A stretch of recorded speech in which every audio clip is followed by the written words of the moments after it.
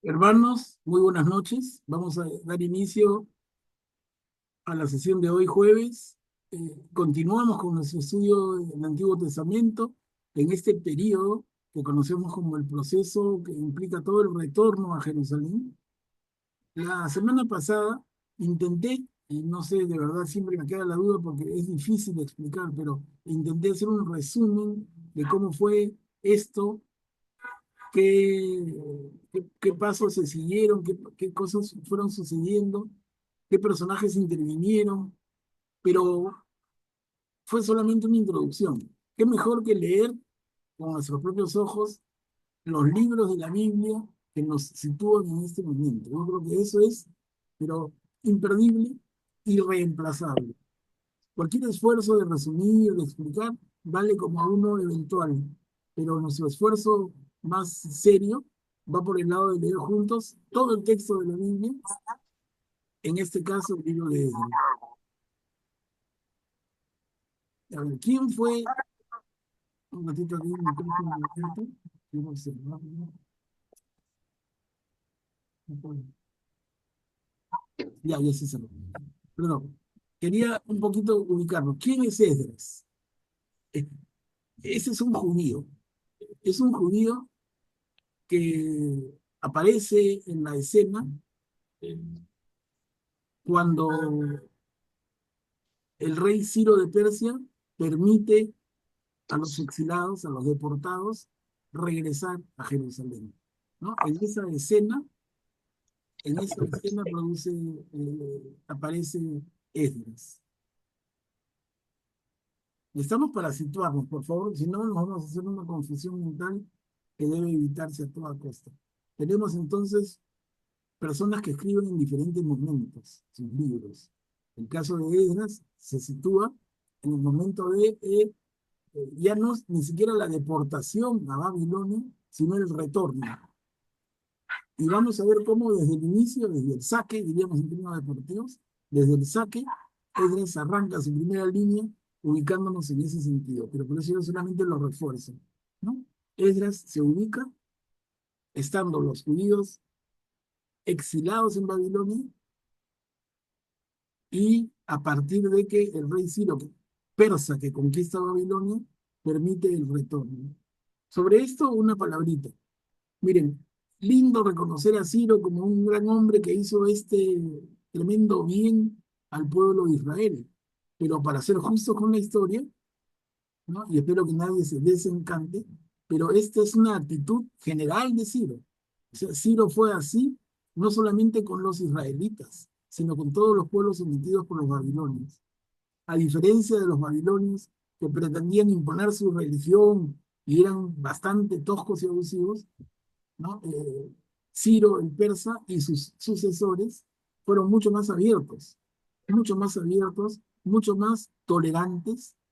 Entonces ellos no renunciaban a su poder, pero eran tolerantes en el sentido de que los pueblos extranjeros podían mantener sus dioses, su cultura, y el rey los respetaría en la medida en que esos pueblos sometidos aceptaran su dominio. Me explico, ¿no? Entonces no es una nueva autoridad que viene y pisotea.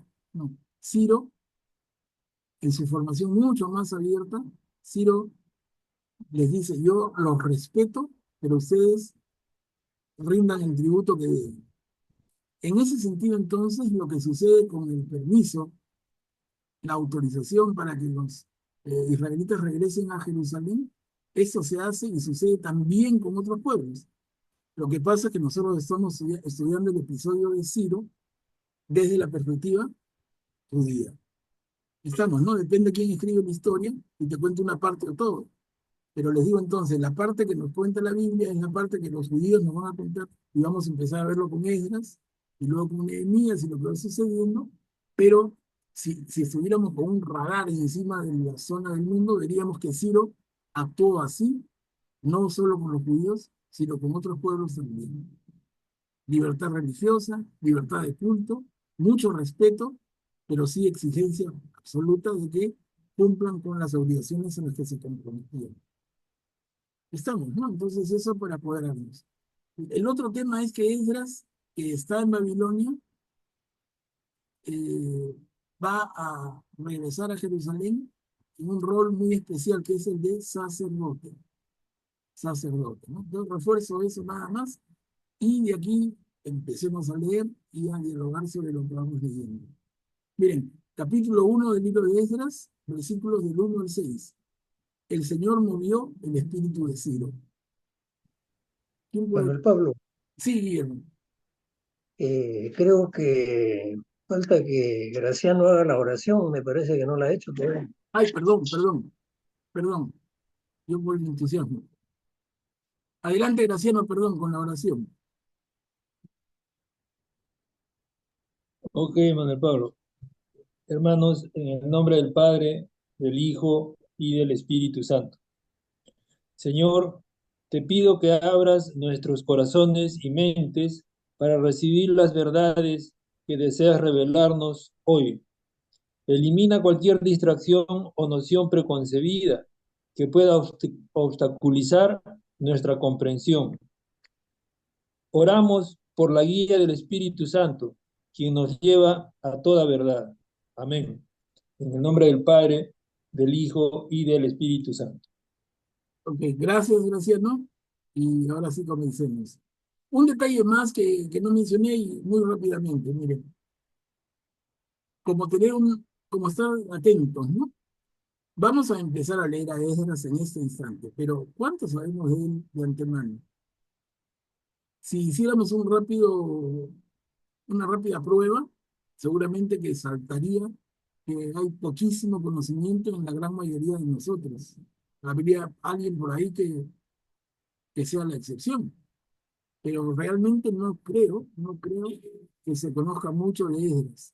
Y lo que les ofrezco es que en un par de semanas, que más o menos calculo, o tres a lo más, que calculo que nos tome estudiar el libro de Esdras, van a ser unos expertos en Esdras, ¿no? Entonces, ¿cómo es el leer? Es una maravilla. O sea, no lo conocíamos, es un personaje importantísimo, no lo conocíamos y vamos a conocerlo bastante rápido. Vamos a conocerlo y vamos a apreciarlo, porque es un personaje realmente importante, como lo vamos a poder constatar. Bueno, entonces vayamos, estábamos aquí, primer libro de Esdras, perdón, primer capítulo, versículos del 1 al 6. El Señor movió el espíritu de Ciro. ¿Quién se ofrece a leer? Es esta sola diapositiva.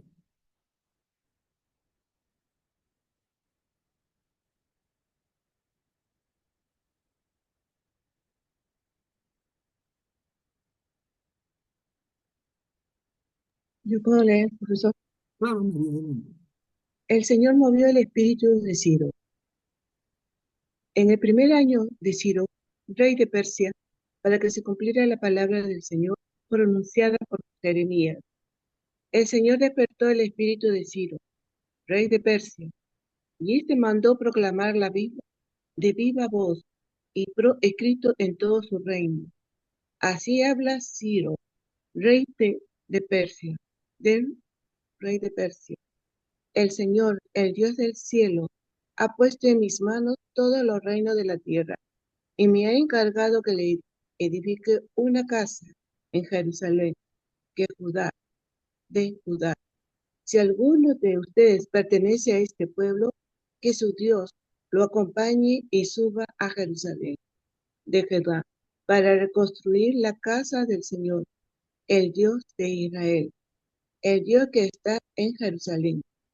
Que la población de cada lugar ayude a todos los que quieren de ese pueblo, en cualquier parte donde residan, proporcionándoles plata, oro, bienes y ganado, como así también otras ofrendas voluntarias para la casa de Dios que está en Jerusalén. Entonces los jefes de la familia de Judá y de Benjamín, los sacerdotes y los levitas, y todos los que se sintieron movidos por Dios, se pusieron en camino para ir a reconstruir la casa del Señor que está en Jerusalén. Sus vecinos le proporcionaron toda clase de ayuda: plata, oro, bienes, ganado y gran cantidad de objetos preciosos además de toda clase de ofrendas voluntarias. Ajá, gracias, Mary.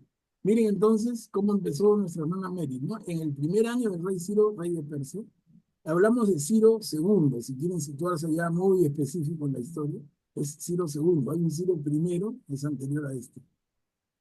Este Ciro II ha conquistado Babilonia y la conquistó muy suavemente. Es casi una de las pocas conquistas de la historia en que no hubo derramamiento de sangre. Y esto se debió a un gran marketing. A los que les gusta el marketing, acá van a encontrar quizá el primer marquetero de la historia, que fue Ciro, porque él le ganó conquistó Babilonia con puro marketing. En Babilonia había mucho descontento. Ellos seguían al dios Marduk, pero Nabucodonosor y sus descendientes habían hecho una mezcolanza de dioses y el pueblo estaba muy descontento. Entonces, ¿cómo entra Ciro a Babilonia? Les entra ofreciéndoles que iban a adorar a su dios Marduk. O sea, así como dicen los judíos, nos va a permitir regresar a Jerusalén y establecer el culto a Yahvé. Así también los babilonios reciben a Ciro, que les permite y les ofrece que van a poder adorar a su dios Marduk, y no como los descendientes de Nabucodonosor, que habían hecho desastre y medio a nivel de el culto en Babilonia. Entonces, eso permite, en resumen, no se puede decir mucho más, pero eso permite que los persas entren tan suavecito en Babilonia. Un gran estratega, Ciro. Y nos dice, para que se cumpliera la palabra del Señor pronunciada por Jeremías. Claro, ya Isaías había anunciado que el pueblo iba a regresar, pero Jeremías había dicho que iban a ser 70 años de cautiverio, y efectivamente así fue. Esa profecía de Jeremías, van a ser 70 años bajo el poder de los babilonios, eso se cumple. Y el liberador es Ciro. Y este sentido de liberador también es interesante tenerlo en cuenta, hermanos, porque los judíos, incluso si ustedes recuerdan, van a dedicar más de un salmo a la mención de Ciro. Y no va a faltar alguien que hable de Ciro el ungido. Imagínense. Ciro, ¿qué significa el ungido? El Mesías. Con todo lo fuerte que puede significar para nosotros los seguidores de Jesús. O sea, ya los israelitas van a considerar a Ciro el Mesías. ¿Por qué? Porque les permite el regreso de esa deportación tan dolorosa, y además no solamente un regreso tímido, sino con toda la de la ley, con todos los permisos y como vamos a leer. Entonces quería hacerles una mención nuevamente a ese concepto para que miren detalles importantes. Sí, Graciano, adelante. Manuel Pablo, una consulta. Acá dice eh, que Ciro menciona al Dios del cielo, ¿no? O sea, ¿Ciro también adoraba a Yahvé o tenía un No, Dios parecido a Yahvé? no, no. El dios de los persas no es Yahvé. Otra vez la reflexión. ¿Quién escribe esto? ¿Quién cuenta la historia? Estamos hablando, por ejemplo, ¿ya? La guerra de México con los Estados Unidos, que terminó en que México perdió la mitad de su territorio, el siglo XIX. Entonces, ¿quién escribe la historia? ¿Si lo escriben los mexicanos o lo escriben los gringos? Leemos de la Revolución Mexicana en otro momento, que fue tan trágica y tan terrible y tan sangrienta. Y tú lees una historia tan controvertida, pero hay que ver quién es el autor, quién escribe y de qué bando está. Y así en cualquier caso, ¿no? Si tú ves la Segunda Guerra Mundial, ¿quién escribe o quién hace la película? ¿Un gringo o un alemán? La mirada va a ser otra, definitivamente. Y es la mirada de los ganadores, es la mirada en ese caso es una mirada judía. Hay que tener en cuenta eso. Porque si no es que uno se confunde. Pareciera que Ciro adora a Yahvé. Pareciera, ¿no?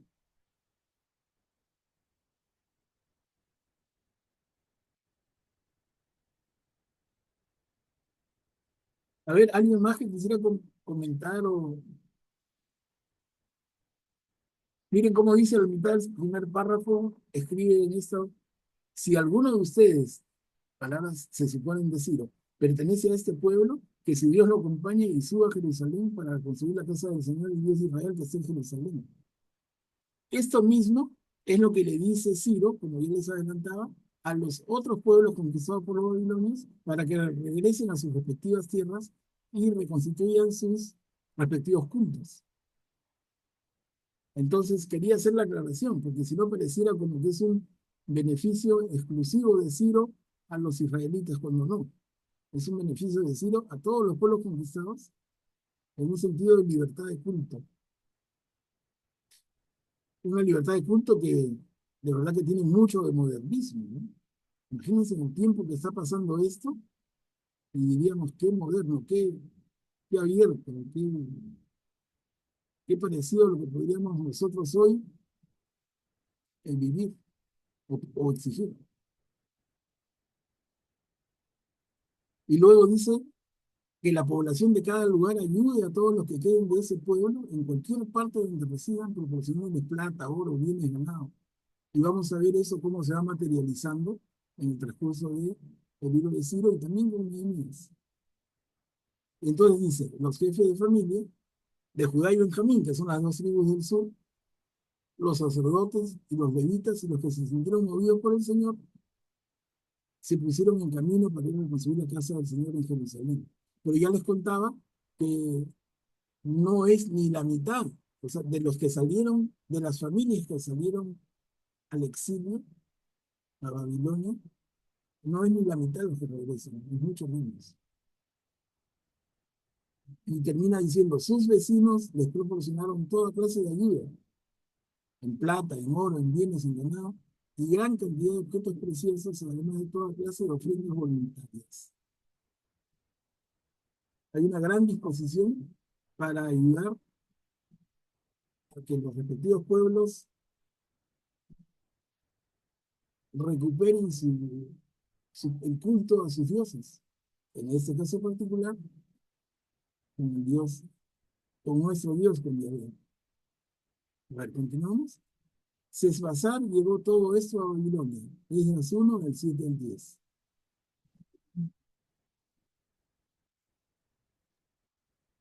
El rey Ciro mandó tomar los utensilios de la casa del Señor que Nabucodonosor había llevado desde Jerusalén y había depositado en el templo de su Dios. Ciro, rey de Persia, los puso en manos del tesorero Mitridates y éste los contó para entregárselos a Sesbazar, el jefe de Judá. El inventario fue el siguiente: copas de oro para la ofrenda 30, de plata 1000, cuchillos 29, vasos de oro 30, de plata 410, otros utensilios 1000, 11, total de los utensilios de oro y plata 5400. Todo esto se lo llevó Sesbazar cuando se permitió a los deportados subir de Babilonia a Jerusalén. Gracias, Mari Carmen. Miren entonces, vamos viendo con más detalle.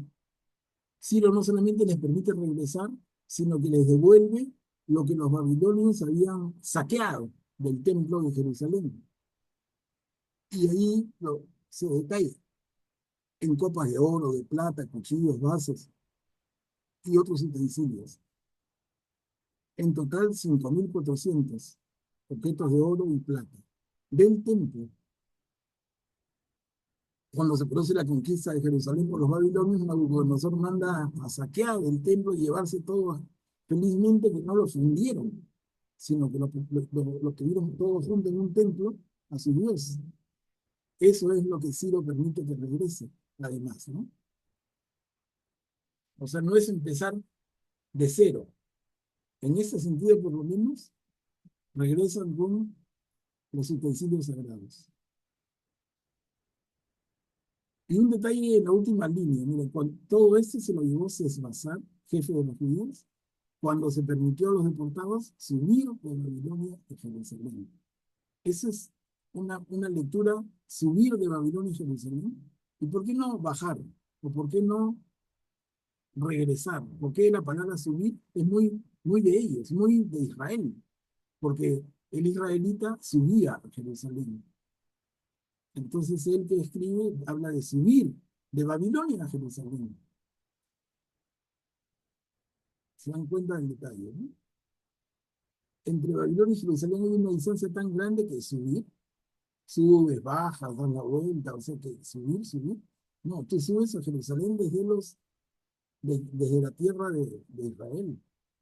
Cuando vas de Galilea o Samaria, tú subes a la colina de Jerusalén, pero desde Babilonia subes y bajas, ¿no? Entonces, muy, muy judío el término, muy hecho por ellos. Es clarísimo. A ver, ¿algún comentario, hermanos? ¿Está clarito el tema? Me interesa que les quede claro. Ciro está permitiendo que regresen y entonces ponen en manos de Sesbazar, el jefe de Judá, el inventario de utensilios de oro y plata que habían sido antes saqueados. A ver, seguimos. Esa es una diapositiva que la he hecho corta a propósito y ahí les explico. Si ven a la mitad de la diapositiva, en celestito, siguen familias, versículos del 3 al 60. Si ustedes abren sus Biblias, en esto Esdras 2 del 1 al 67, si ven Esdras 2 del 3 al 60, van a ver una cantidad de nombres que pensé que leerlos iba a ser cansadorcísimo y al final ni siquiera nos salen los nombres porque tienen unas pronunciaciones difíciles. Por eso pensé y dije mejor entre paréntesis. Entonces, cuando lo leamos en un instante, vamos a ver cómo vamos a saltar, pero anotando cuáles versículos son, y alguno de ustedes que sea especialmente curioso puede abrir su Biblia y leer los nombres de esas familias que son bastantes. ¿Bien? Entonces, con esa advertencia, lo leemos. ¿Quién se expresa? Yo leo. Gracias, Julia. Estos son los que retornaron a Judá. Estas son las personas de la provincia que regresaron de la cautividad en el exilio y que volvieron a Jerusalén y a Judá, cada uno a su ciudad, después de haber sido deportadas a Babilonia por el rey Nabucodonosor. Los que llegaron con Zorobabel fueron Josué, Nehemías, Seraías, Reelaías, Nahamaní, Mardoqueo, Bilsán, Mispar, Bigvai, Rehum y Baaná. El número de la gente del pueblo fue el siguiente. Y entre los sacerdotes, los hijos de Jobaías, los hijos de Jacox y los hijos de Barzilai, que se había casado con una de las hijas de Barzilai, o Barzilai, el Galaadita, y adoptó el nombre de este. Ellos buscaron la lista de sus antepasados, pero no la encontraron, y por eso los excluyó del sacerdocio como ilegítimos. Y el gobernador les prohibió comer de las ofrendas sagradas, hasta que un sacerdote consultara a Dios por medio del Urim y el Tumim. El Urim y el Tumim.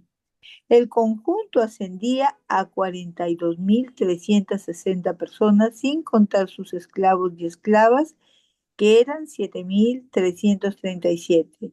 Había también 200 cantores y cantoras, y tenían 736 caballos, 245 mulas, 67.435 camellos y 6.720 asnos. Gracias, Julia. Miren, entonces nos quiere dar la relación que para los nombres, para los judíos son tan importantes, o sea, no es solamente regresaron 40.000 personas, pero ¿quiénes eran? ¿De qué familias? ¿De quién descendían? ¿Quiénes son sus hijos? Ese detalle, como hemos visto repetidas veces, la genealogía es fundamental en la cultura hebrea. Entonces aquí dice, estas son las personas de la provincia que regresaron de la cautividad del exilio en Babilonia y volvieron a Jerusalén y a Judá. cada uno a su ciudad después de haber sido deportados por Nabucodonosor. Bueno, da esa relación que hemos omitido, pero ahí está en la Biblia, no es que se oculte, no solamente por no hacer tan pesada la lectura, un montón de nombres. Y luego resalto lo siguiente, dice en el tercer párrafo, entre los sacerdotes, los hijos de tal, tal y tal, dice, interesante, ellos buscaron la lista de sus antepasados, pero no la encontraron. O sea, regresan algunos que pretenden presentarse como sacerdotes, pero en la rigurosidad de los israelitas, ellos no encuentran la genealogía. Y en tanto que no encuentran la genealogía, entonces no los reconocen. Y es lo que dice, ¿no? Entonces, por eso dice, los excluyó del sacerdote como ilegítimos. Hay gente que regresa y dice, yo era familia sacerdotal, pero al no encontrarlos en la genealogía, repito, el gobernador les prohíbe comer de las ofrendas sagradas hasta que un sacerdote consultara a Dios. ¿Y cómo consulta a Dios? Por medio del Urim y del Tumim. ¿Alguien se acuerda qué cosa es esto del Urim y del Tumim? ¿Alguien se acuerda para que nos refresque la memoria de todos? ¿Cuál es este medio? ¿Cómo le consultan a Dios por medio de estos elementos? ¿Sí? Creo que son unas piedras, creo que es una piedra negra y una blanca que usaban los sacerdotes para cuando querían hacerle una consulta a Dios. Si salía negro, si salía blanco, tenía una respuesta, algo así. Así es, así es, así es, Yuli, muchas gracias, ¿no? Entonces, miren, el medio de consulta es un medio raro para nosotros.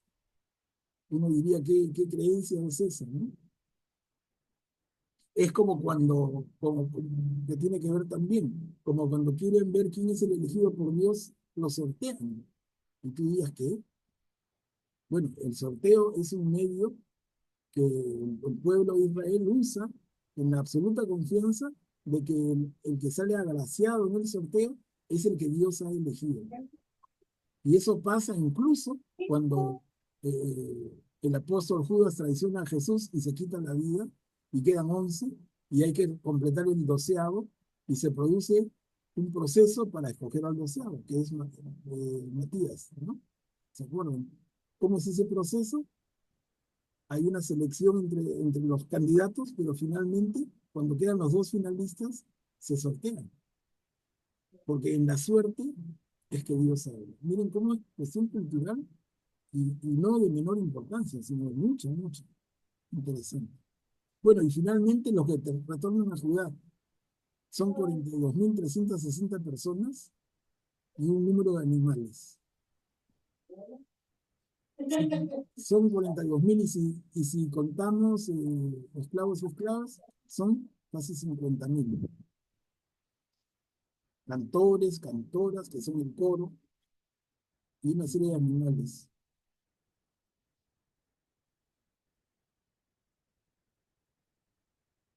Ese detalle para nosotros podría ser, oye, dime lo más fácil, pero para ellos es, en su cultura, como les digo, es muy importante saber quiénes son, de dónde vienen, y al punto de que hay algunos sacerdotes que pretenden pasar como sacerdotes y ellos no los excluyen por considerarlos ilegítimos, porque no tienen cómo acreditar su linaje.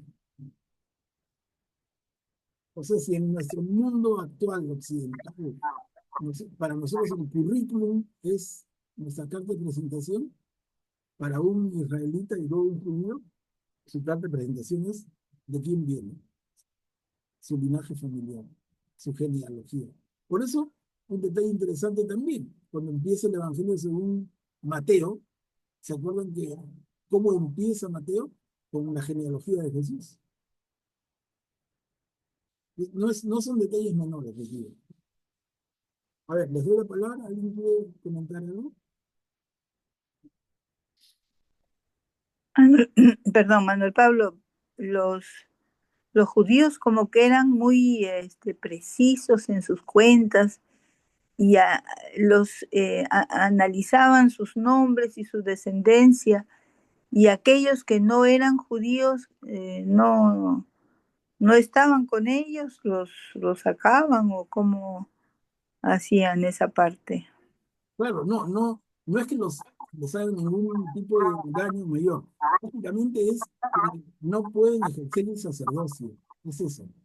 O sea, Ah, tú no tienes la credencial para sacerdote porque no me puedes acreditar que vienes de una familia sacerdotal. Ese es el tema. Pero no es que por eso los marginen y los maltraten ni nada. No, no, no. Ahora, solamente para recordarles, yo mismo me equivoco a veces, pero todavía no hay judíos. O sea, llamarles judíos a estos es adelantarnos en el tiempo, porque los judíos van a aparecer en el transcurso de, estamos ya, hebreos, ¿no? son israelitas, estamos en el final de la prehistoria de los judíos como tales. O sea, llamarles judíos a estos en este momento es una imprecisión total porque no lo son. Los judíos van a aparecer como tal a partir de el propio Esdras un poquito más adelante. Y es un momento que lo vamos a hacer ver. Entonces, es el mismo pueblo que se llamó hebreos y que luego evoluciona a israelitas y que está a punto de volverse en judíos. Son tres momentos de este pueblo. Pero acá todavía son israelitas. Israelitas de Judá y Benjamín, como dicen los arriba, son de las tribus de Judá y Benjamín, son del reino del sur, el reino de Judá, que han sido exilados y están para regresar. A ver, vamos a leer otro poquito. Acá terminamos el capítulo 2 de Esdras, versículo 68 y hasta el final. Se establecieron en sus ciudades. ¿Quién puede leer? Buenas noches. Yo puedo leer. Sí, Ana Cecilia, adelante. Gracias. Al llegar a Jerusalén, algunos jefes de familia hicieron ofrendas voluntarias para la casa del Señor, a fin de que fuera erigida en el mismo lugar donde había estado. Según sus posibilidades, entregaron al tesoro del culto 61,000 dracmas de oro, 5,000 minas de plata y 100 túnicas sacerdotales. Los sacerdotes, los levitas y una parte del pueblo se establecieron en Jerusalén.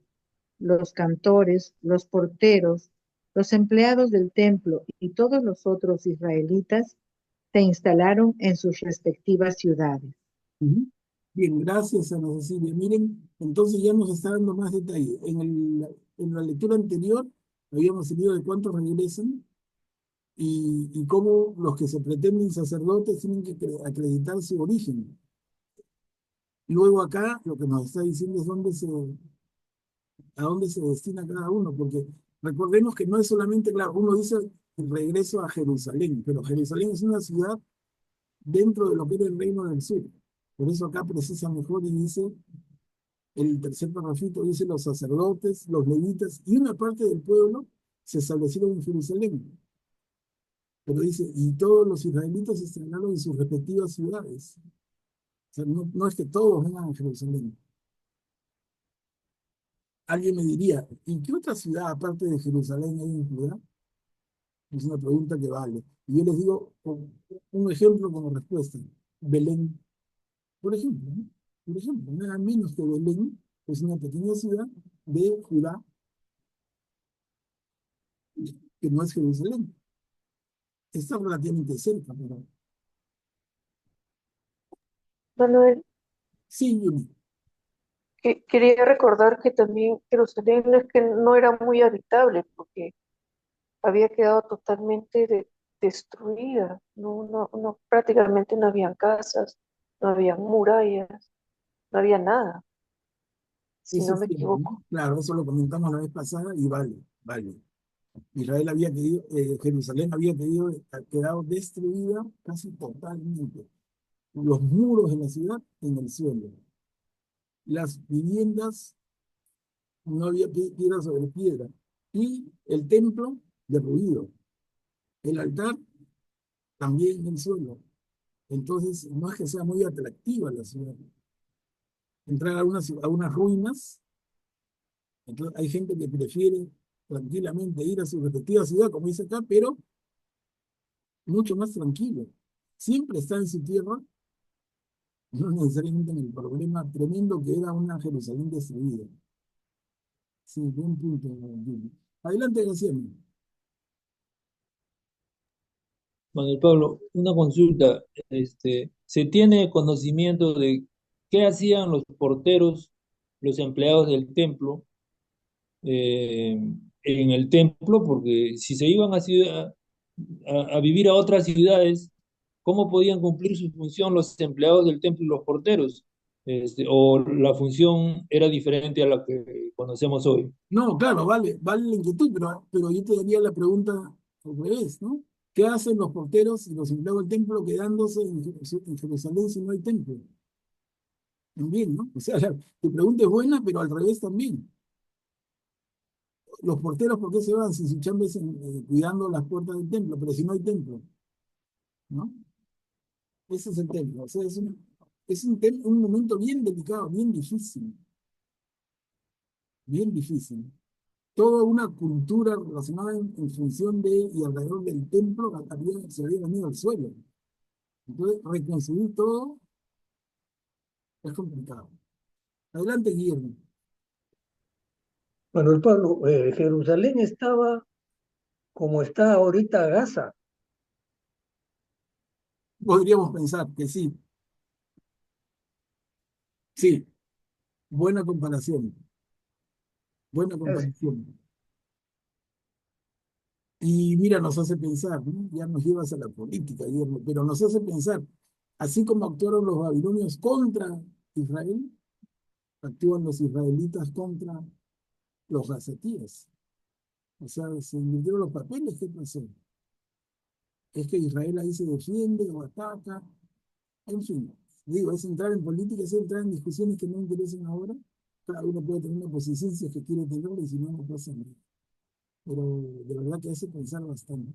El papel que ha desempeñado Israel en estos últimos acontecimientos tan terribles, incluso humanitariamente, ¿no? Con consecuencias tremendas. Toda la zona de Gaza, con una población de 2 millones de personas, destrozada, destrozada. Seguramente como lo era Jerusalén en aquel tiempo.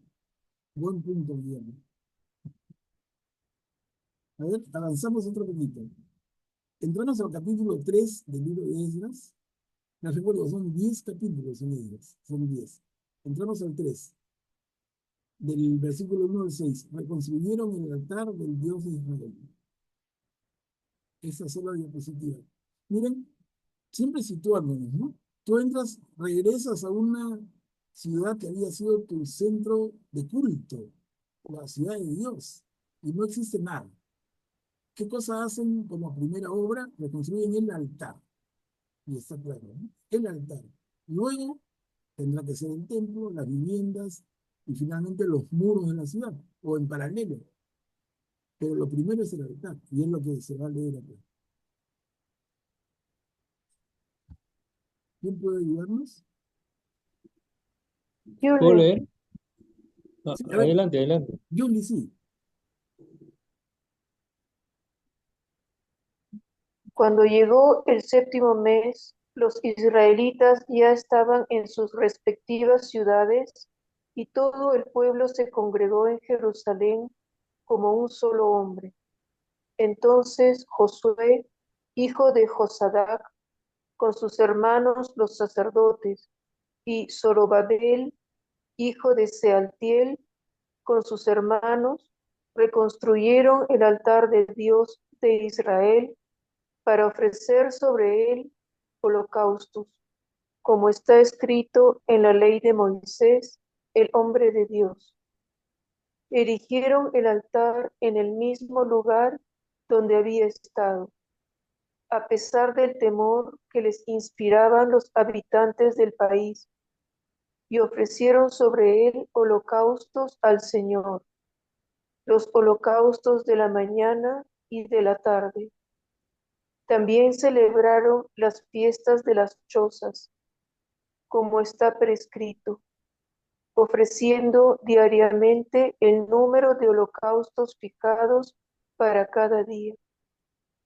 Después ofrecieron el holocausto perpetuo y los holocaustos de los sábados, de los novilunios y de todas las solemnidades dedicadas al Señor, además de lo que cada uno quería ofrecer voluntariamente al Señor. Desde el primer día del séptimo mes se comenzó a ofrecer holocaustos al Señor cuando todavía no se habían puesto los cimientos del templo del Señor. Ujú. Gracias, Yuli. Miren entonces, empecemos el comentario en una mirada desde abajo para arriba, pero es que lo último nos aclara, dice, desde el primer día del séptimo mes se comenzó a ofrecer holocaustos al Señor cuando todavía no se habían puesto los cimientos del templo del Señor. Está claro. Entonces, todo está destruido, pero los hermanos se preocupan por reconstruir el altar primero y no han puesto todavía ninguna piedra para los cimientos del templo. Lógico, el altar es más rápido y permite esto, permite ofrecer sacrificios, permite que ellos celebren su culto. Erigieron el altar, dice el segundo párrafo, en el mismo lugar donde había estado el anterior. Y habla del temor que les inspiraban los habitantes del país. Vamos a ir a eso en un ratito. ¿Quiénes son esos que les inculcan temor? Ahora, otro comentario así para no perdernos esta lectura tan linda. Dice, en la mitad del segundo párrafo, dice, también celebraron la fiesta de las chozas, como está prescrito. La fiesta de las chozas es una de las 7 principales fiestas judías en el año. Y en este momento que no habían judíos, pero digamos, es una de las principales fiestas de la celebración del pueblo de Israel.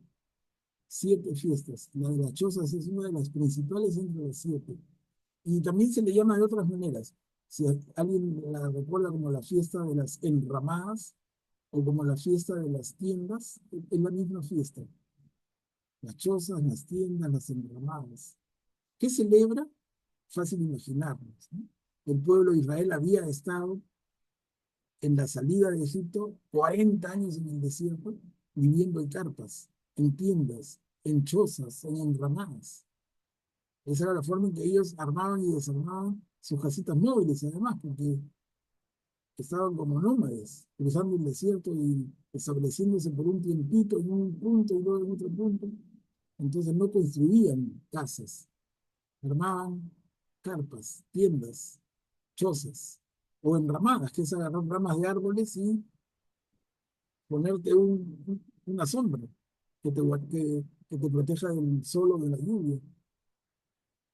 Entonces, hermanos, esa es la fiesta de las chozas que, pero,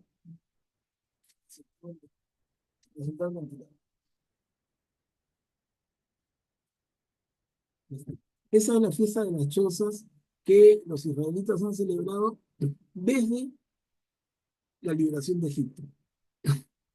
Y al celebrarla recuerdan el acto épico de esa gesta en el desierto, ¿no? Quería mencionarles. Bueno, pero a ver, les doy la palabra y está Graciano, adelante.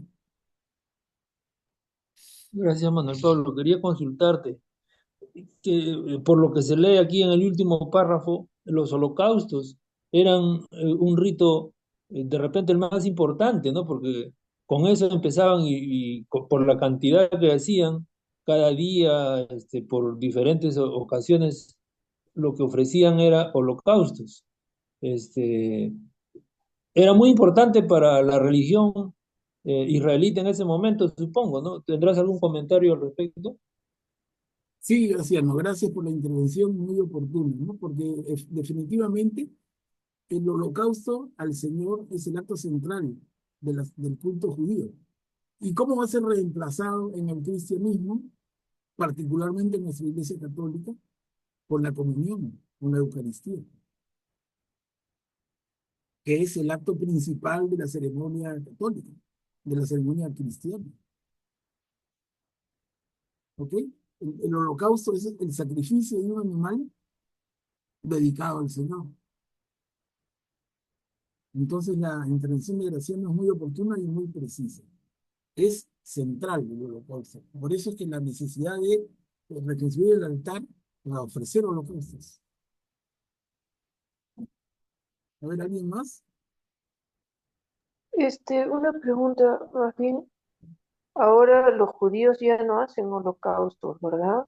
O sea, ¿con qué habrán reemplazado esos ofrecimientos en estas épocas? Claro, los judíos, buen punto también, Juliana, gracias, porque los judíos dejaron de hacer holocaustos ¿a partir de cuándo? Es un cuándo y por qué a la vez, ¿no? ¿Por qué dejaron de ofrecer holocaustos? Alguien que nos diga. ¿Algo sucede? ¿O es que vino un profeta inspirado y les cambió la mentalidad? Me pregunto entonces, ¿en qué momento ya propiamente los judíos dejan de ofrecer holocaustos al Señor? Piensen en ello. Es facilita, ¿eh?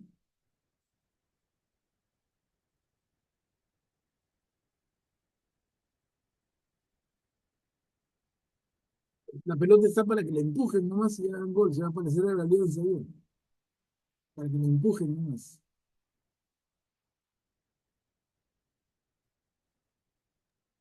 ¿Nadie? Después de la crucifixión, Manuel Pablo, Perdón, Guillermo, después de, después de la crucifixión del Señor Jesús, pero no con ese acontecimiento, Guillermo. Más precisamente, los judíos dejan de ofrecer holocausto del Señor con la destrucción del templo, años 70. Jesús muere en la cruz en el año 30. En el año 70 se produce la destrucción del templo de Jerusalén, luego de una revuelta judía, y en ese momento no hay templo, no hay sacerdotes, desaparecen los saduceos, desaparecen los sacrificios. Y el culto se cambia, como hizo bien Juliana en su intervención. O sea, ¿a dónde apunta el culto? Ya no es en el sacrificio del animal, no hay dónde sacrificarlo, no hay templo. Entonces el culto se va desde el gran templo a las pequeñas sinagogas y a la palabra. Entonces, ¿qué reemplaza al holocausto? La lectura y reflexión de la palabra de Dios. Miren cómo las cosas se van encauzando, ¿no? Eso supongo que va a originar algunos comentarios, pero bienvenidos. ¿Eh?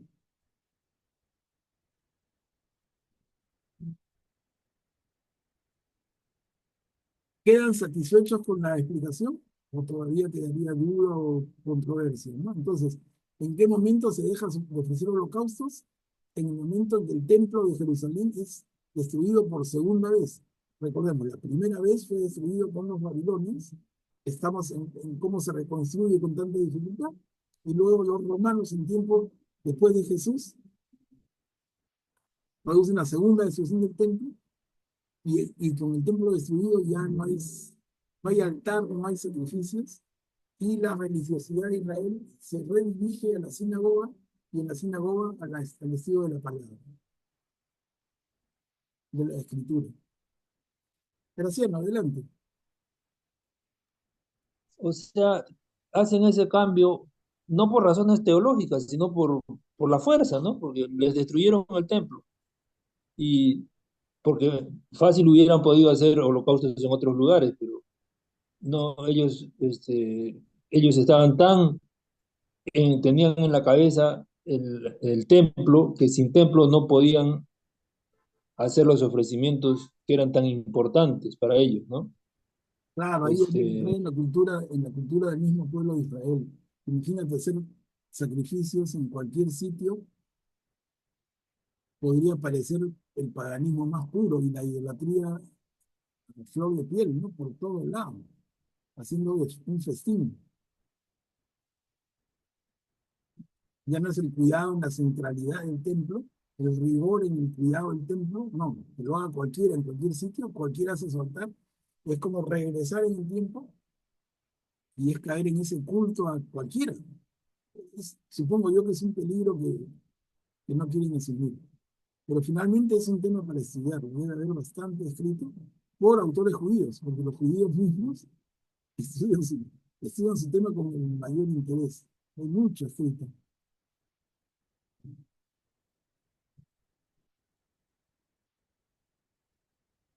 ¿Alguien más? Si no, continuamos. Acá hay dos diapositivas. Pusieron los cimientos del templo del Señor. Vamos a leer el capítulo 3 de Esdras, versículos de 7 al final del capítulo. Son dos diapositivas. ¿Quién puede leer? Yo puedo leer. Adelante, Graciela. Gracias. Entonces se entregó dinero a los que tallaban la piedra y a los carpinteros, y se mandaron víveres, bebidas y aceite a los sidonios y a los tirios, para que enviaran por mar a Jope maderas de cedro del Líbano, conforme a la autorización otorgada por Ciro, rey de Persia.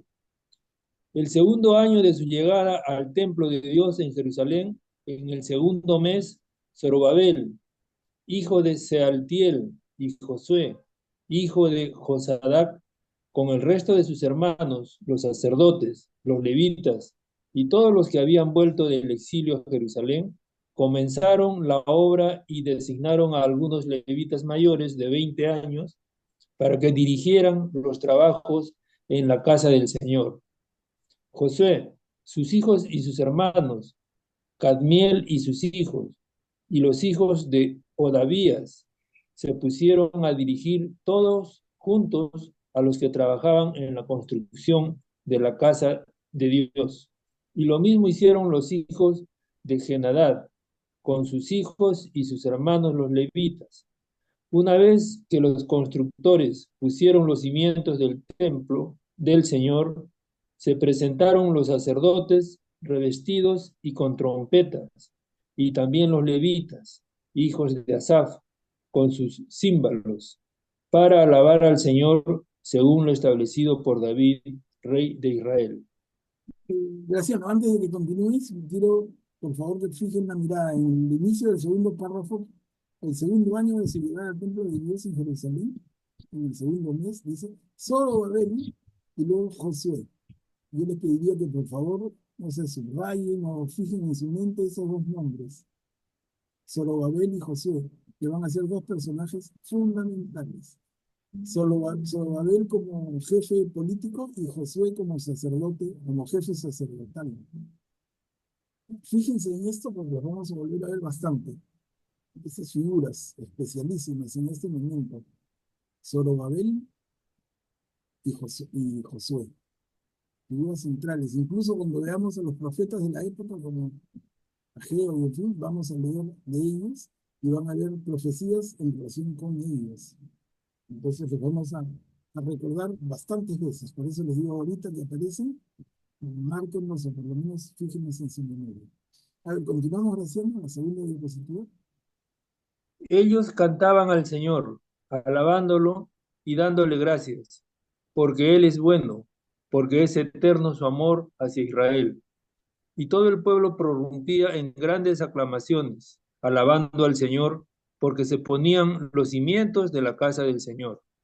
Muchos sacerdotes, levitas y jefes de familia, ya ancianos, que habían visto el primer templo, prorrumpieron en llanto, mientras veían poner los cimientos del nuevo. Pero muchos otros proferían aclamaciones de júbilo. No se podía distinguir entre las aclamaciones de júbilo y el llanto de la gente, porque las aclamaciones del pueblo eran tan grandes que se oían desde lejos. Bien, Graciano, gracias. Miren, hermanos, no se podía distinguir entre las aclamaciones de júbilo y las de llanto. ¿Quién se atreve a comentar esto? ¿Por qué? Porque esa doble emoción además tan contraria, ¿no? Unos lloran, otros expresan su júbilo, su felicidad. Una felicidad que los desborda, se abrazan, saltan, y otros lloran. ¿Por qué esa doble reacción? ¿Quién se anima? Son dos tipos de personas, Manuel Pablo, ¿no? A ver, Los que lloraban eran los que recordaban la existencia del templo destruido y al ver que se estaba empezando a poner los cimientos de un nuevo templo que iba a reemplazar, lloraban en añoranza del templo que había existido. Pienso que esa puede ser la razón, ¿no? llevo 20 de notas, ¿no? Y si hay 21, también te doy el 21, ¿no? Excelente respuesta, excelente y precisa. Miren, los que han regresado, hay viejos y jóvenes. Y los viejos han, tienen ese recuerdo vivo de lo que había sido el templo en su grandeza, el templo de Salomón. Y ahora lo que están viendo son piedras que se van a empezar a trabajar y reconstruir, y su reacción es de llanto. Pero luego en los jóvenes, las reacciones de júbilo. Se va a reconstruir el templo del Señor, pero en ellos no hay ese conflicto interior. Los viejos sí, los viejos habían visto lo que fue y cómo estaba. Los jóvenes no. En los jóvenes solamente hay esperanza, hay ánimo, como son los jóvenes y como hemos sido nosotros también, ¿no? Vamos para adelante, luchadores, emprendedores, recontracríticos. Pero en los viejos queda el recuerdo de lo que fue. El glorioso templo de Salomón. Excelente, Guillermo. Muy, muy aguda y precisa tu respuesta. No sé si les queda claro a todos. Claro, y lo dice el principio del segundo párrafo. Muchos sacerdotes, levitas y jefes de familia ya ancianos que habían visto el primer templo prorrumpieron en llanto. Pero los más jóvenes saltan de júbilo. Está clarísimo.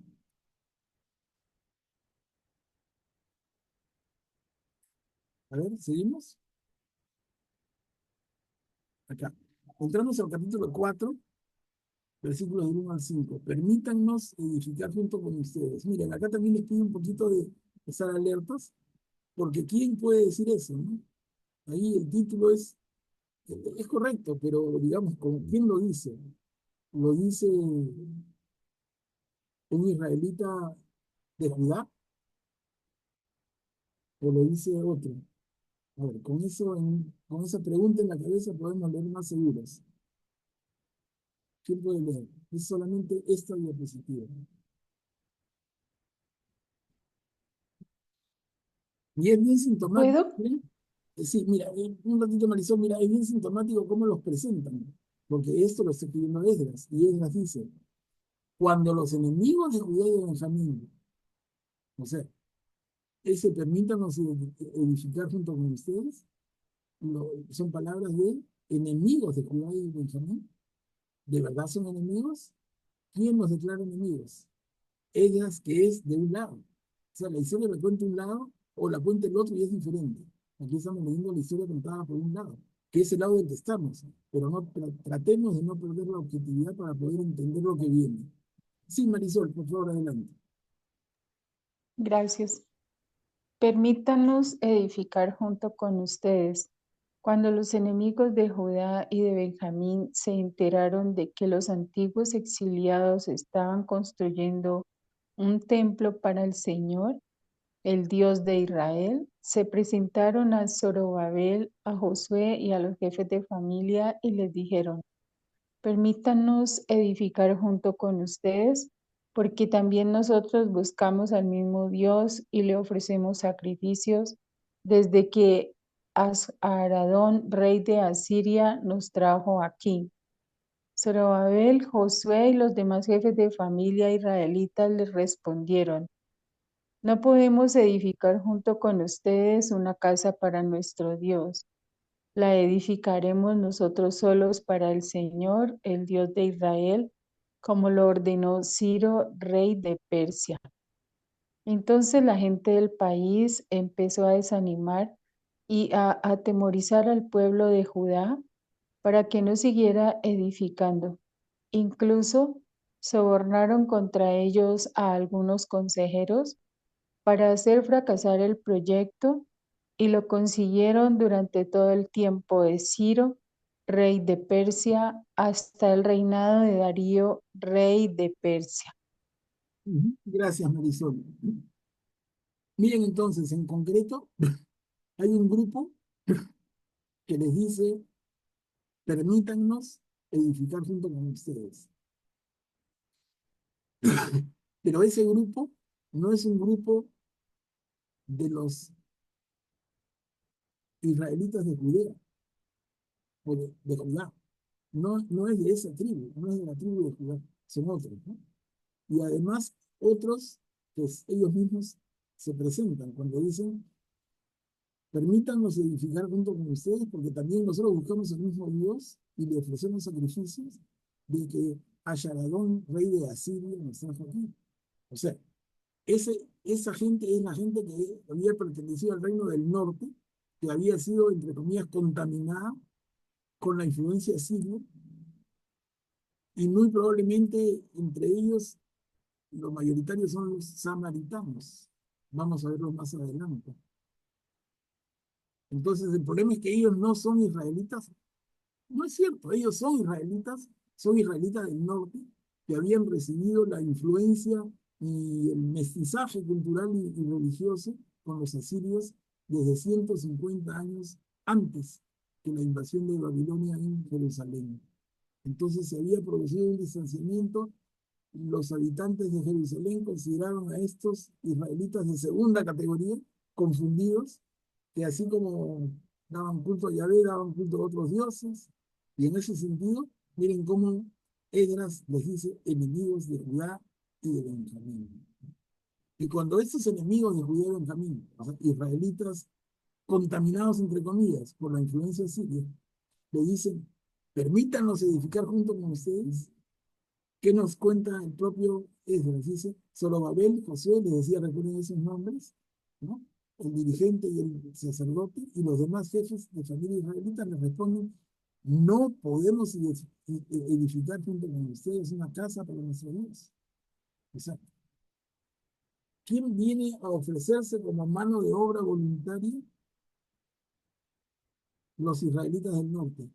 Y la respuesta de los israelitas del sur, propiamente de Jerusalén, es decirles, no, no podemos permitírselos. Esa casa de nuestro Dios, y como dice, la edificaremos solo nosotros para el Señor, como lo ordenó Ciro, rey de Persia. A ver, no sé si los dejé un minutito para que lo piensen, lo dijeran, pero para mí está claro. Ahora, no tienen que, como en todo, ¿no? No tienen que creerme ni hacerme caso, simplemente cada uno toma su propia posición. Pero para mí está claro que hay un ofrecimiento de un grupo de israelitas del norte y son rechazados por los israelitas del sur, propiamente de Jerusalén. Los rechazan. Y el tercer párrafo apunta en ese sentido. Entonces, la gente del país, ¿quiénes son ellos? Los israelitas del norte, empezaron a desanimar y a atemorizar al pueblo de Judá para que no siguieran edificando.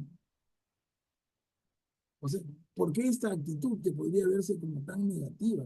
Oye, malo, ¿por qué quieres oponerte a la construcción del templo del Señor? Pero si me han rechazado a mí, entonces en respuesta a mi rechazo, yo trato de desanimar para que no hagan nada. O sea, esta rivalidad, digamos que entonces, yo no me quiero poner de un lado o del otro, pero es alimentada por los dos.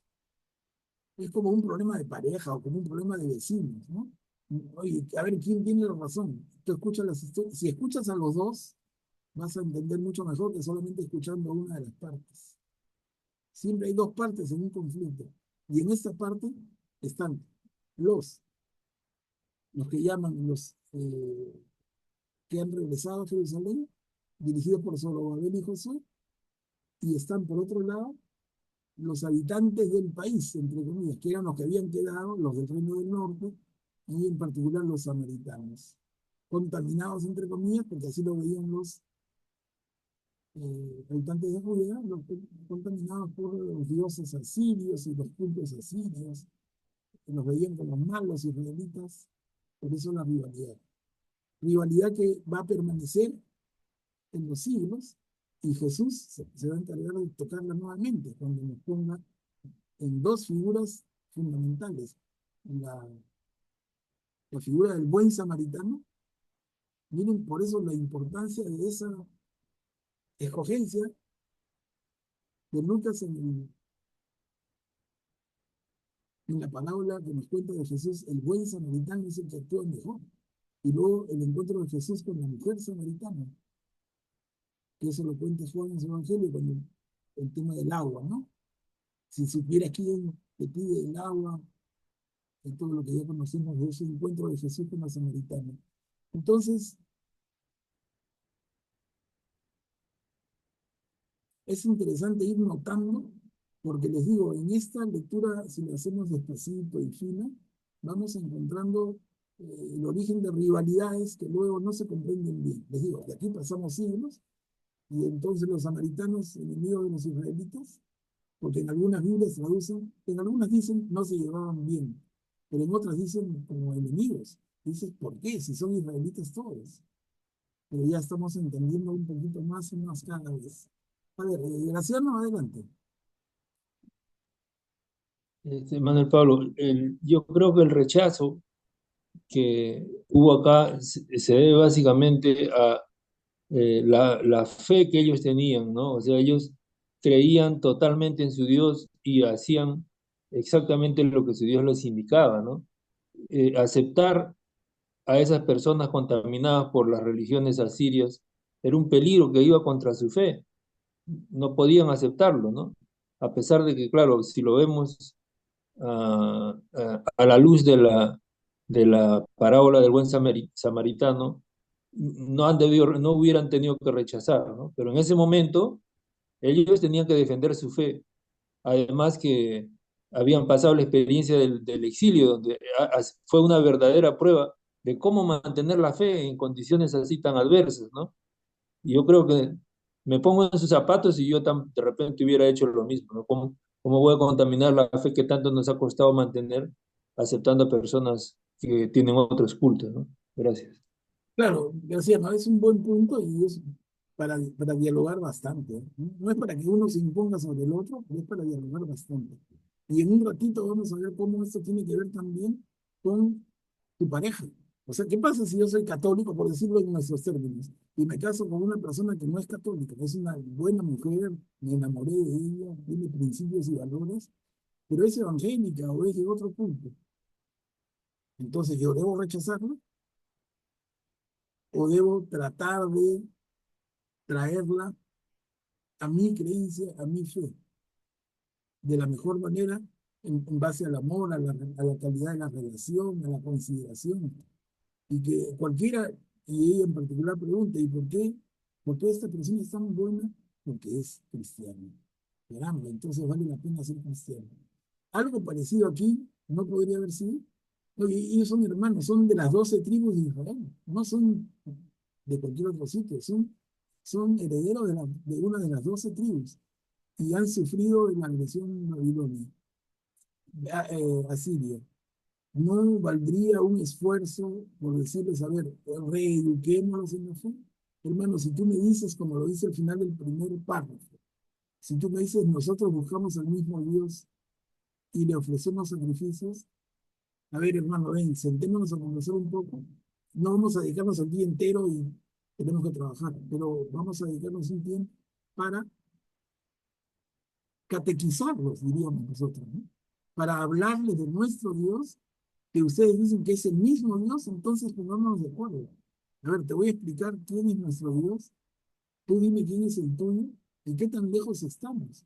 Pero acá parece que no hay ningún esfuerzo. Simplemente tu Dios no es el mío y no acepto tu apoyo. Tu Dios no es el mío y no te acepto como pareja, como lo vamos a ver más adelante, que es terrible. Entonces, ¿dónde está el esfuerzo de hacer catequesis? No, si tú eres de otra fe que la mía, te rechazo, contigo no camino. Eso es. Bueno, eso es aquí. Y eso es lo que está presentándonos ellos de manera absolutamente radical, porque les digo, así no había sido antes en ningún momento. Pero lo vamos a ver y va a pie a bastante diálogo, creo. A ver, está la manita de Guillermo, adelante.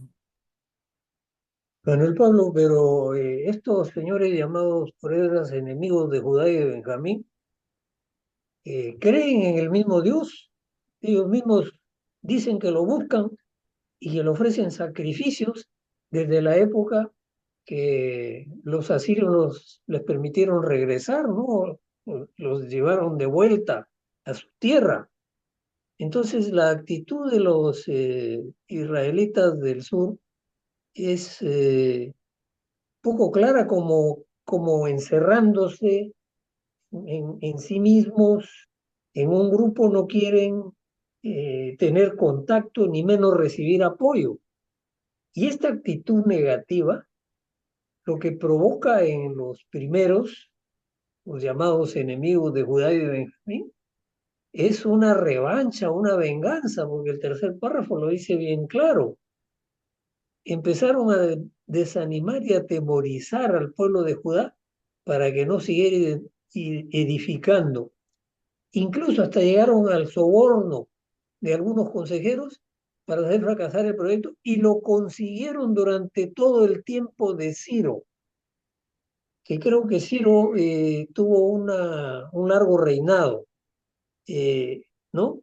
Ya cuando él murió, entonces lo sucede Darío como rey de Persia. Y incluso dice Guillermo que con él continúa el, la paralización del proyecto. Y es por eso que la reconstrucción toma tanto. La construcción es un proceso que hay que hacerlo en orden y tiene sus etapas, pero en este caso están las interferencias como estas. Entonces, ellos dejan Israel destruida, 70 años para regresar, y una vez que regresan encuentran esas dificultades. Pero ¿hasta qué punto ellos no contribuyen en buscárselas? Cuando viene el hermano israelita, hermano entre comillas para ellos, ¿no? De otra de las tribus y le dice, te ofrezco mi apoyo porque este es mi mismo Dios. No, no recibo tu apoyo. Entonces, por un lado, la posición de Graciano se entiende. Claro, ellos podrían tener muy crudo la experiencia de haber sido tan idólatras y tan infieles a Yahvé, la tienen cruda, el precio que están pagando. Por otro lado, tu posición, Guillermo, ¿no? Que origina una reacción de rechazo. Ahora, imaginémonos nosotros. Nosotros aquí seríamos aquellos rechazados también, porque el judío nos hubiera dicho, no, no quiero tu apoyo, edificaremos solos el templo de nuestro Señor. O sea, nosotros también estaríamos dentro de los excluidos. Esa es la actitud, ya hablando de los judíos y adelantando un poquito, esa es la actitud tan cerrada y tan sectaria de los judíos, que se han hecho tan poco queridos por casi todo el mundo. Mucha gente les tiene rechazo por esas actitudes. Se cierran. Nosotros nos valemos por nosotros mismos. Mis hijas se casan con hijos de judíos. No permito que te acerques, no permito que me mires. No te, no, y en esa cerrazón no solamente es contra los americanos, es contra todos. Si estuviéramos nosotros ahí, igualito estamos en el grupo de los rechazados. Entonces, Zorobabel, José y los demás no, nos responderían, no podemos edificar junto con ustedes. Por casa de nuestro Dios, la haremos nosotros solos. Señor. Esa actitud que les digo se ve todavía en muchos judíos eh, tradicionalistas, bien fuertes. A ver, Cuchi, adelante. Muchas gracias. Escuchando justamente todo ese tema tan interesante, me surge la pregunta, y profesor, espero que me la aclare. Eh, Después de la destrucción del templo por los romanos, ya la última, ¿no? Donde quedó el muro de los lamentos, eh, ¿qué impidió ahora, ahora, con todos los medios económicos fabulosos que tienen, eh, construir otro templo actualmente? Claro, es una pregunta excelente, Cuchi. Una inquietud excelente y creo que la podemos tener todos. Cuchi nos dice, ¿y por qué con todo el poder que tiene no levantan otro templo? Es que el templo para ellos, a ver, trato de responder, ¿no? Y también podemos dialogarlo, pero el templo para ellos era el templo ubicado en la colina del Monte Sion en Jerusalén. Y en ese lugar hay un templo musulmán, importantísimo para los musulmanes. Entonces, ¿cómo levantas el tercer templo en el lugar donde estaba el segundo y donde estuvo el primero en su momento? ¿Cómo lo levantas si hay un templo musulmán ya? Es imposible, materialmente imposible. Antes viene la tercera guerra mundial que construyó un tercer templo, ¿no? Porque es la guerra contra todo el mundo árabe, contra todo el mundo musulmán, que no solamente son árabes, ahora están por todas partes en Europa. Entonces, el antiguo templo de Jerusalén es ahora el Domo de la Roca, tremenda, tremenda mezquita musulmana. En el mismo sitio exactamente. Y lo único que queda, como bien dice Pucci, es uno de los muros del antiguo templo que se conoce como el muro de los lamentos, el muro de las lamentaciones. Manuel Pablo. Sí, bien. Por otro lado, los judíos los israelitas de las tribus de Judá y de Benjamín se niegan, pero no se niegan dogmáticamente, sino esgrimen como razón la orden que ha dado el rey de Persia, Ciro, para que ellos sean los que edifiquen el templo, según lo que dice el final del segundo párrafo. Ese es el fundamento por el cual ellos se niegan. O así lo entiendo yo, por lo menos. ¿Está bien esa Es, comprensión o es muy equivocado? bien, muy buena observación, Guillermo. Yo creo que es el argumento que esgrimen, ¿no? O sea, yo no te voy a decir que no por una cuestión de mi propia fe. Te voy a decir que no porque sí lo dijo que no. O sea, ¿y cómo te dejas ayudar por tantos otros? El que manda la madera desde el Líbano, el que manda tal y tal otra cosa, de ellos sí te dejas ayudar. ¿Por qué no vas tú y traes su madera de tu bosque? No, es que yo no tengo bosque, no tengo cedros como los que tienen Líbano. Y ellos son de Judá y no son, pues. Pero cuando Ciro dice que todos ayuden, todos son todos. Y entonces los que vienen a decir yo te ayudo porque tu Dios es mi Dios, porque buscamos al mismo Dios. Lo que podría ser una alternativa de respuesta, antes que decirle no, pienso, es decirle, ven, tenemos que conversar, realmente tu Dios es mi mismo Dios, conversemos, conversemos y revisemos tu fe y tu culto, y acerquemos, ¿no? Hubiera sido una oportunidad extraordinaria de que el norte y el sur, los dos reinos de Israel, se vuelvan a unir, y no que quedaron tan enfrentados. Porque uno habla de Israel como una sola, ahora sí es una gran nación política, ¿no? Pero estuvo enfrentada, dividida. Y se habla hasta ahora de las 10 tribus perdidas. Esas 10 tribus perdidas serían consideradas judías, ni hablar. Son las 10 tribus perdidas de Israel, pero no son aceptados como judíos. Y el Israel actual es un Israel de judíos. En todo el territorio de lo que fue Israel, el país es un país de judíos y la religión es la religión judía. A ver, Julia, adelante. Quería reflexionar un poco con respecto a la construcción del templo y tal vez de alguna manera seguir con lo que estaba comentando Pucci. En un principio el templo se construyó por una razón muy específica, que era albergar el Arca de la Alianza, que el pueblo de Israel estuvo cargando durante todo el desierto, su recorrido en el desierto, y siempre estuvo debajo de una eh, tienda. Y después David construyó su fabuloso templo, su fabulosa residencia, castillo maravilloso, y él vivía en un maravilloso castillo y el arca de la alianza, o sea, la presencia de Dios, seguía estando en una tienda de campaña. Entonces, por eso David dijo, Dios, ¿cómo yo puedo vivir en un palacio y Dios está en una tienda de campaña? Quiero construirle a Dios un templo. Y Dios no quiso que fuera él quien se lo construyera, sino su hijo Salomón.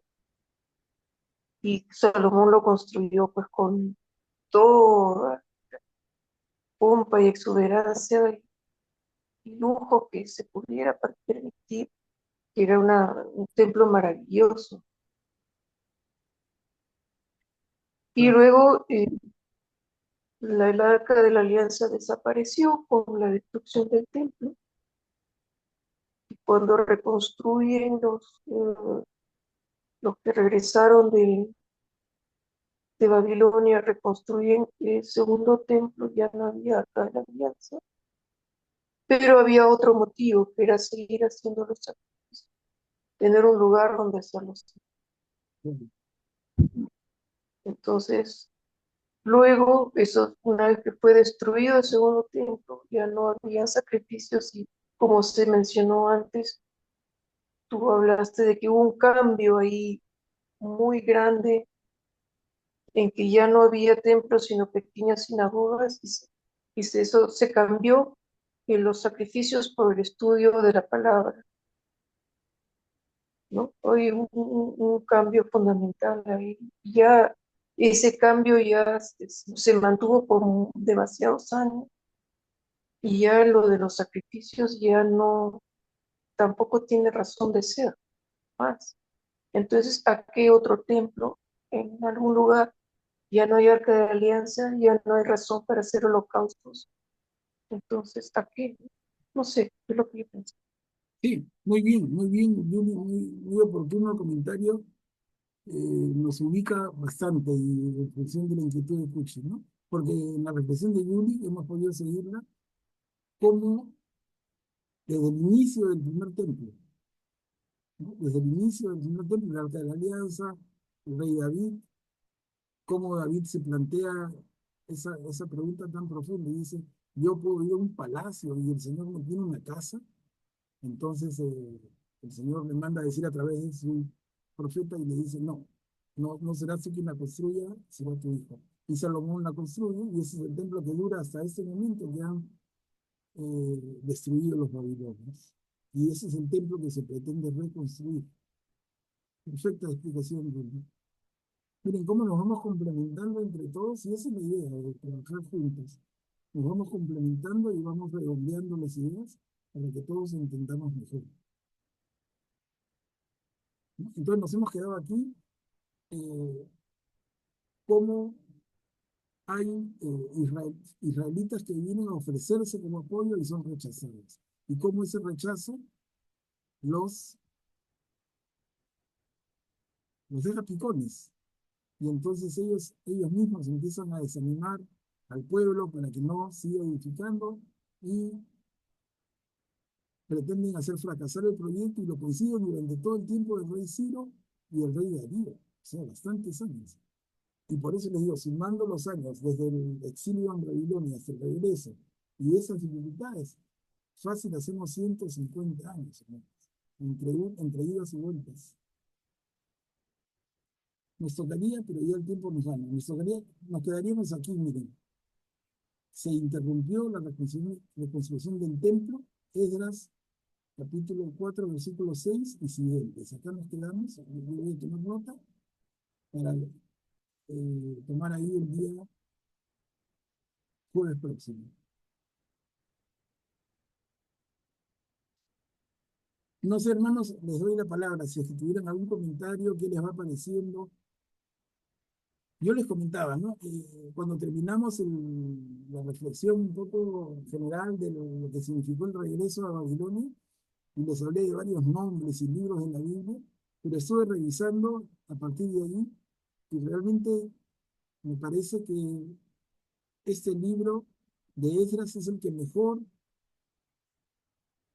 nos pone en tema. Creo que es el más apropiado porque le agarra una continuidad medio que histórica, pero vamos a ver que más que histórica, ¿no? Ahora, no es historia pura, historia al estilo que nosotros le estudiamos no es, pero tiene esa línea de relato y empalma perfectamente. Como veíamos, empieza diciendo, ¿no? Desde Ciro, rey de Persia, que permite el retorno, y desde ahí empieza el relato de Esdras. Y nos quedamos aquí. No sé si alguien quisiera comentar.